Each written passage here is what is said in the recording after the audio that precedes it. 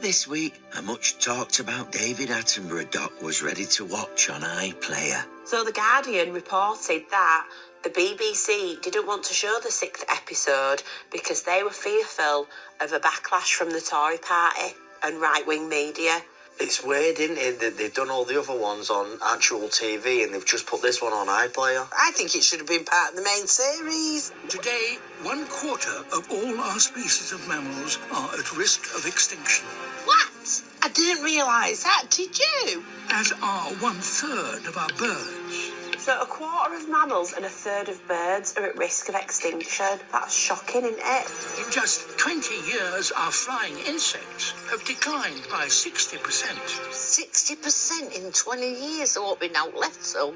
Wow, I mean, David, when you put it like that, this guy don't hold back with his facts. We are now one of the most nature-depleted countries on the planet. Fucking hell, Dave, give the light a note, mate. Jesus. No, that is bad, that. I know. We need to know about these things, because unless we know, we can't help put them right.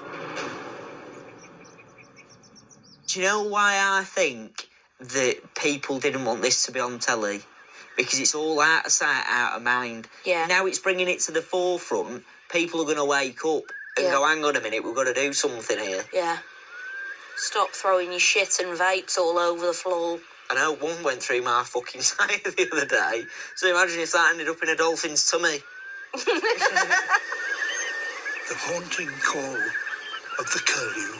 Oh, the curlew. Though these isles are still home to around 1/4 of the world's curlews, this once familiar sound is rarely heard today. You don't hear it much now, do you? You don't. I heard it a lot down Devon. Did you? A curlew, looking for a patch of country wild enough to allow it to make a nest, finds mile upon mile of identical fields. Farmed. It's all farmed. So there's no dream fields for them, that wild stuff, the nesting. It's all working fields, isn't it? In just a few decades, our countryside has changed beyond all recognition. But that fills your supermarket. This, exactly. Don't happy here, he's just looking for somewhere to land. And just what's trying to dodge the fucking tractors. We have sprayed the land with pesticides, torn down miles of hedgerows, and destroyed valuable ancient woodlands. I could actually cry. That's a bit extreme, Ellie. I know, but I am hormonal as well. But Ellie. it is making me want to cry. Look at the poor curlew flying, trying to find somewhere to build a nest. And it can't. But against the odds, this curlew finds a spot to make her nest on a remote upland farm.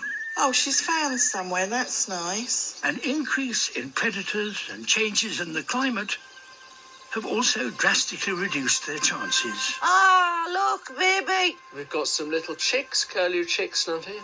Only 1/4 of all our curlew chicks survive their first year. That means 3/4 die. It's a lot. Thank you, Carol Vorderman.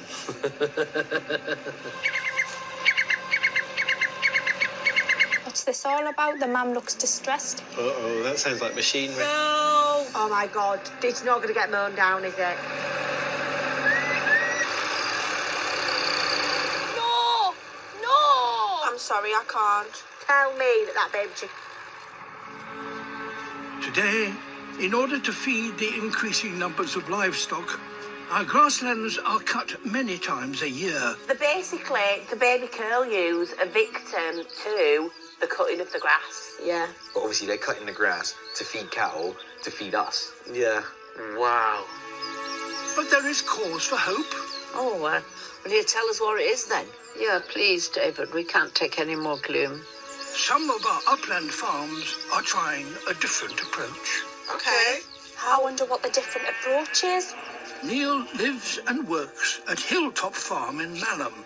Oh, Malham, near Malham Cove. Left unchecked, sheep can graze plants down to the ground before they've even had a chance to establish themselves. So the sheep are ruining the grass, basically. But sheep are like a lawnmower with 4 legs, aren't they? Yeah. At its peak, Hilltop Farm was home to more than 800 sheep. You think of the damage they done to a field? Christ. But what do we do, though? Neil reduced the flock to just 100 and found some new recruits that transformed his farm.